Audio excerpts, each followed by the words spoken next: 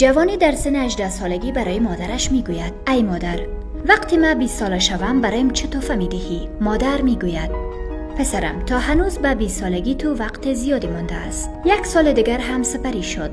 پسر 19 ساله شد که ناگهان مریض شد. مادرش او را به شفاخانه برد.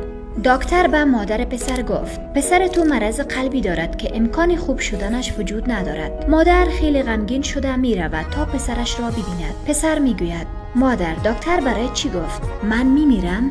مادر با گریه از اتاق پسرش بیرون شده می رود. در اخیر سال که سن پسر به 20 سالگی رسیده بود، از شفاخانه مرخص شد که مریضیش شفا یافته بود. به سوی خانه‌اش روان شد. وقتی رسید دید که روی فرش خانه یک نامه افتیده است که از طرف مادرش نوشته شده بود، اما خود مادر دیگر زنده نبود. در آن نامه نوشته شده بود: ای فرزندم، این همان روزی است که برایم گفته بودی که در سن 20 سالگی هم برایم چه تحفه میدهی.